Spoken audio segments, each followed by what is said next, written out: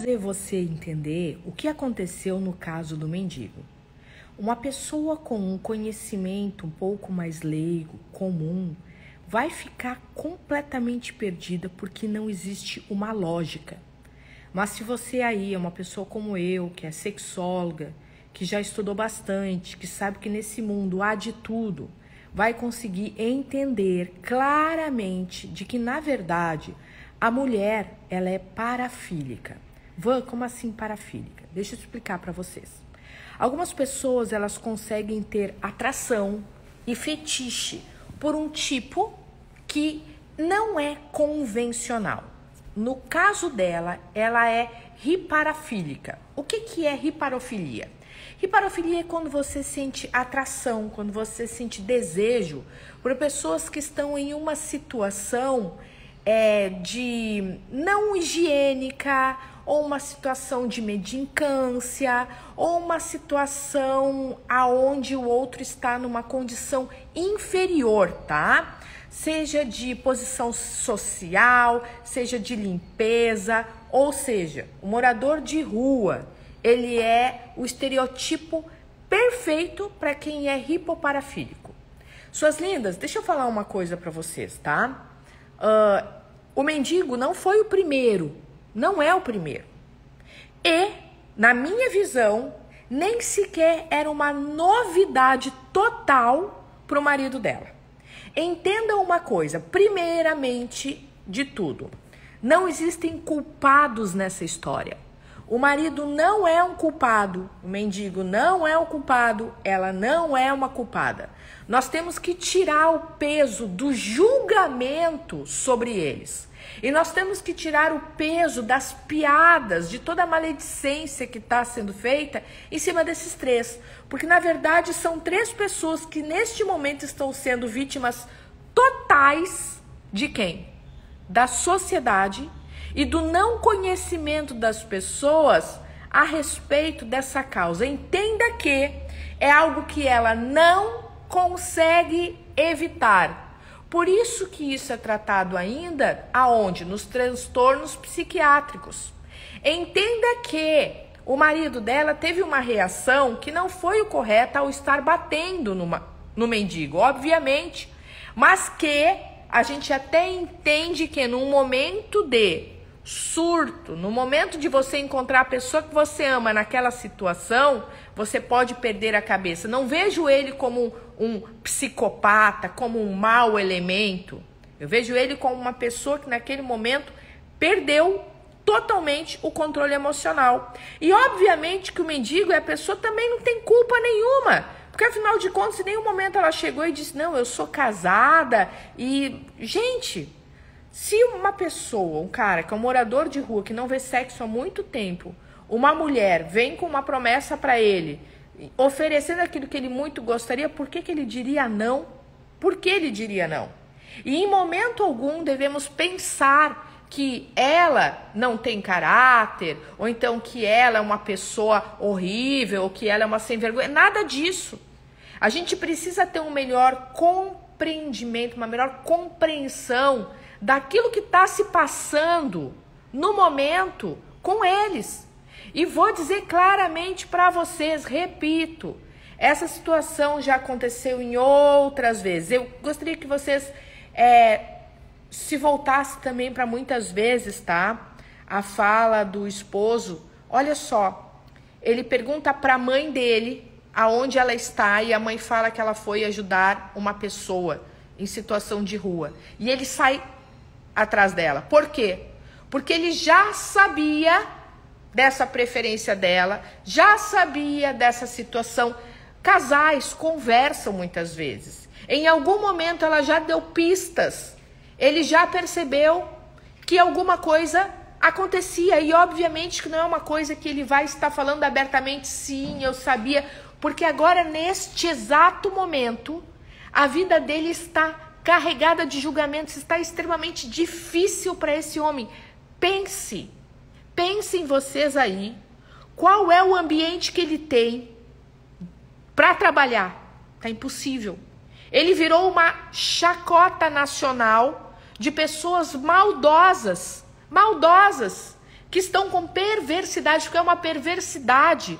É um show de horrores e de humilhação que está sendo feito em cima dele. Ele não tem ambiente profissional. Este cara não tem, nesse momento, ambiente familiar. Este cara, ele não tem nenhum ambiente social.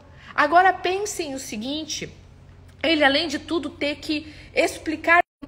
Imagine, além de tudo, ele ter que explicar que no íntimo alguma coisa já estaria acontecendo. Não, ele vai esconder essa parte porque é muito relativo à vida dos dois. Então, suas maravilhosas, a questão não é que o marido era mau, ele não dava atenção e carinho, não. É uma questão que ela é parafílica, ela se sente atraída. Ela pode amar o marido dela perdidamente, mas ele é um cara limpinho, está no mesmo nível que ela. Então a questão é que a preferência sexual, o impulso dela é para essas pessoas. Então a gente precisa entendê-los e não julgá-los. Esse é o mais importante de tudo. Eu acho que a gente tem que olhar para nós e buscarmos a nossa evolução social da compreensão daquilo que o outro é. Tem gente aqui na live que está dizendo que ela é uma vagabunda. Ela não é uma vagabunda. Não é. Precisamos ter respeito com essa mulher. Ela precisa, sim, de um olhar cuidadoso, de um profissional, de um psiquiatra, de um psicoterapeuta. Este homem que foi traído, ele não é um corno. Ele é um marido que está, inclusive, cuidando dela. Eu gostaria que vocês entendessem isso. Ele não divulgou que agora está separado, ele não chutou ela. Está extremamente difícil para ele, vamos entender. Ele está ali para apoiar ela. Quantos e quantos dos homens que vocês conhecem estariam ao lado de uma mulher que, numa situação delicada dessas, colocou a família toda sem culpa? Não trabalhamos aqui com culpa. A maior parte dos homens não teria brio e pulso para aguentar no peito, manter-se do lado da pessoa que disse amar sobre todas as coisas, independente da doença, independente da tristeza, da alegria. Não, ele não é um corno manso. Ele não é. Ele é um ser humano de muito brio. Entenda o seguinte, ele não é um cara que vai largar uma pessoa que está doente e que esteve ao lado dele. E visivelmente essa mulher está doente e precisando de tratamento. Então, assim, quem aqui se referiu, entendeu? De uma forma muito pejorativa a ela, repense. Porque não é isso. E eu gostaria muito, mas muito, que as pessoas agora olhassem e pensassem, peraí, se eu estivesse no lugar dele, o que eu teria feito? E se eu estivesse no lugar dela, o que eu teria feito? Eu acho que aqui só cabe a nós compreendermos, só cabe a nós, dentro do possível, quem está perto apoiar, quem está longe não julgar. E não corroborar com essa quantidade de memes que humilham, depreciam e que deixam a vida de quem está ali, passando por aquilo, mais difícil ainda. Não nos ajuda. Então, o que vocês fazem? Não compartilhem. Não curtam essas postagens. Não riam entre amigos. Não façam parte desse movimento, desse levante, dessa onda que está tirando sarro com uma questão que veio à tona para que a gente comece a refletir sobre isso. Para que a gente comece a refletir sobre nossos papéis, sobre as parafilias, sobre aquilo que de fato é controlável ou não controlável, sobre as nossas capacidades de julgarmos, porque a questão, suas maravilhosas, é que no desconhecido não podemos julgar, não podemos julgar. E eu tenho certeza, tá? Que este homem ama muito essa mulher, muito, muito. Eu vou dizer um negócio pra vocês, é uma das maiores provas de amor, se vocês querem saber, tá? Ele permaneceu ao lado dela. Uma das maiores provas, esse cara tá de parabéns, tá? Eu não acho bonito o fato dele ter espancado, ter batido. Não. não é aceitável. Porém, eu consigo compreender quando eu olho para ele como um ser humano. Judicialmente, isso não pode ser algo que a gente aceite, mas ao eu olhar para ele como ser humano, eu consigo entender. Porque da mesma forma como eu entendo, muitas vezes mulheres que no momento em que estão sendo traídas, quebram o carro do marido, jogam um chinelo nele, batem nele, fazem todas essas coisas. E eu também torço muito para que esse mendigo, que ele também seja olhado socialmente e que ele receba uma oportunidade na vida dele. Por quê? Ele está numa situação de rua, mas nós sabemos que se ele não tivesse problemas emocionais, ele também não estaria ali. E nós também sabemos, agora que a gente conseguiu ouvir dele, nós sabemos que ele tem condições totais de ser novamente inserido dentro da sociedade.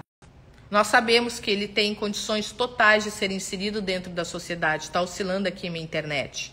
E o que eu torço é para que os três recebam o carinho, os três recebam o olhar atencioso, os três recebam uma nova oportunidade, os três sejam apoiados, os três tenham uma nova chance, sabe, de serem olhados sem o julgamento perverso. É um julgamento perverso que está acontecendo. E que a gente possa olhar novamente para a gente e tirar, né, os nossos olhos do julgamento e que a gente comece a enxergar o outro como ser humano de uma forma muito mais empática. Então, um grande beijo para todas vocês, suas maravilhosas, e essa é a minha opinião. Eles precisam de ajuda.